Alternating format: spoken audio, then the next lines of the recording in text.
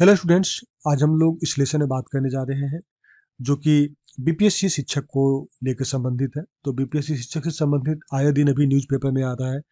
बहुत सारे YouTube channel पे आपको न्यूज़ मिल जाएंगे, बहुत सारे जो एजुकेशनल प्लेटफॉर्म है वहाँ पर आपको ये मिल जाएंगे। तो अभी इसको लेकर बहुत सारी असमंजस की स्थिति है, जिसमें कि जो अभ्यर्थी हैं जो इस परीक्षा में हिस्सा लेना चाहते हैं, भाग लेना चाहते हैं, उन लोग को भी समझ में नहीं आ रहा कि क्या पूछा जाएगा, क्या सिलेबस होगा, नहीं होगा।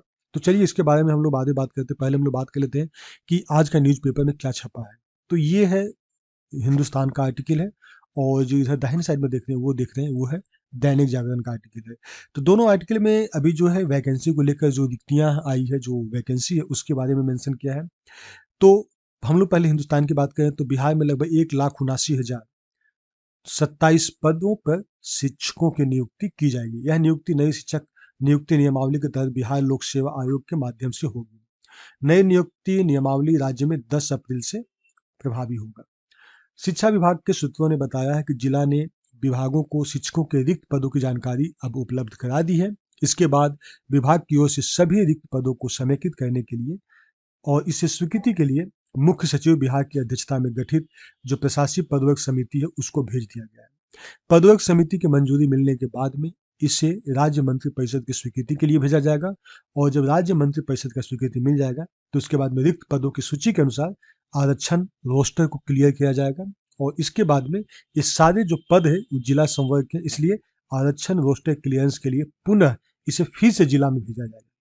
तो विभाग से मिली जानकारी के अनुसार अभी तक जो है रिक्त पदों की सूची में सर्वाधिक यानी 87,282 पद जो है वो 1 से 5 कक्षा के लिए है, और 1745 पद जो है वो क्लास 6 से 8 के लिए है, और 33,000 पद जो है वो है 9वीं से 10वीं क्लास के लिए, और 57,000 पद जो है 11वीं से 12वीं के लिए। तो इस तरह से इतने सारे शिक्षकों की बहाली हो रही है।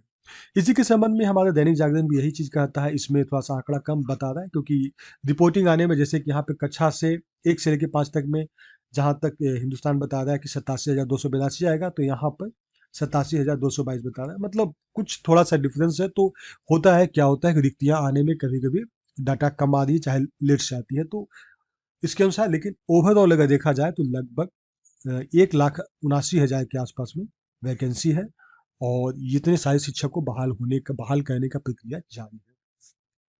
हम लोग अगर बीपीएससी का जो दैनिक जागरण वाला उसको हम लोग देख ले तो उसमें भी सेम चीज़ यही चीज़ लिखा हुआ है कि 1 से 5 तक इतना है, 6 से 8 तक है, और 9 से 10 तक, और 11 से 12 तक की इतने सारे शिक्षकों की बहाली की प्रक्रिया वही है कि इसको कैसे पदवर्ग प्रशासनिक पदवर्ग समिति है उसके पास भेज दिया गया इस सारा रिक्तियों को, मुख्य सचिव की अध्यक्षता में जो गठित किया गया था। उसके बाद में मंत्रिपरिषद के बाद में जाएगा। मंत्रिपरिषद इसको स्वीकृति करने के बाद में उसको उस जो रिक्त पद है उसको आरक्षण रोस्टर क्लियर कराया जाएगा कि किस आरक्षण में कितना सीट जाएगा। और चूंकि ये सारे पद जो है जिला संवर्ग का है, ये सब जिला का है, तो इसलिए आरक्षण रोस्टर जब क्लियरेंस हो जाएगा किस पद के लिए कितना कौन से आरक्षण में जाएगा, तो फिर इसको वापस जिला में भेजा जाएगा, और उसके बाद में फिर वहाँ से हमारा फाइनल तैयार हो जाएगा, बीपीएससी को मिल जाएगा, और बीपीएससी इसको फिर अपना उसी अनुसार वैकेंसी निकालेगी। तो अभी हम लोग देख लिए कि टोटल 1,79,000 पद के लिए अभी तक रिक्तियाँ आ चुकी हैं। इसको लेकर सिलेबस को लेकर बहुत सारे स्टूडेंट में कन्फ्यूजन हो रहा है, तो ज़्यादा आप लोग घबराइए नहीं। जब बीपीएससी एग्जाम ले रही है तो क्या हो सकता है, जो इसकी पॉसिबिलिटी अगर आप देखेंगे तो पहला चीज़ हो सकता है कि जीएस होगा, जो जनरल करंट अफेयर्स और जनरल न्यूज होता है, जनरल स्टडीज कह सकते हैं, ठीक है। और दूसरा हो सकता है सीडीपी हो सकता है, चाइल्ड डेवलपमेंट पेडागोजी जो होता है। तो मतलब यही 2 सेक्शन हो सकता है, होने की संभावना है। अगर जीएस पूछा जाता है तो इसमें जीएस में क्या पूछा जाएगा, जो हमारे बीपीएससी प्रीलिम्स वगैरह जो पूछते हैं उसी से संबंधित होगा, बहुत ज़्यादा हार्ड क्वेश्चन नहीं होगा। तो अभी जो है आपको ऐसा नहीं है कि पढ़ाई को आप ड्रॉप कर दीजिए, इस इंतजार में रहिए कि सिलेबस आएगा तब हम पढ़ेंगे, ऐसा नहीं है। अभी जो भी बिहार से रिलेटेड न्यूज़ है उसको पढ़िए, न्यूज़ पेपर पढ़िए, करेंट का जो भी आपका मैगजीन वगैरह निकलता है उसको पढ़िए। मतलब पढ़ाई को आप ड्रॉप मत कीजिए, पढ़ाई को छोड़िए मत, बल्कि पढ़ाई आप कंटिन्यू रखिए। और आपको अभी पता नहीं चल रहा है कि क्या पूछा जाएगा, लेकिन अगर आप सोचेंगे कि बीपीएससी का एग्जाम ले तो किस तरह का सवाल हो सकता है, आप अगर सोचेंगे तो स्वाभाविक है, बिहार से रिलेटेड तो रहेगा ही, ऊपर से करेंट न्यूज तो रहेगा ही रहेगा, और सीडीपी रहेगा। तो बेसिक चीज़ जो है वो सब तो आपको बढ़िया से जानकारी होना चाहिए ना। उसके बाद जैसे सिलेबस आएगा आपको पता चल जाएगा क्या पढ़ना है। तो ऐसा नहीं कि सिलेबस आएगा उसमें आप शुरुआत करें, बल्कि आप पढ़ते रहें। अभी आप जो समय है, आप ये सोच के बर्बाद नहीं करें, बल्कि आप इस समय का इस्तेमाल करें। जो आता है वो आपको पढ़े, लेकिन पढ़ाई से दूर मत हो। एक फ्लो बना रहेगा तभी जब से सिलेबस आपको मिलता है उसके अनुसार आप अपने आप को तो ढाल पाइएगा, और ढालने के बाद में आपका परफॉर्मेंस बहुत अच्छा होगा।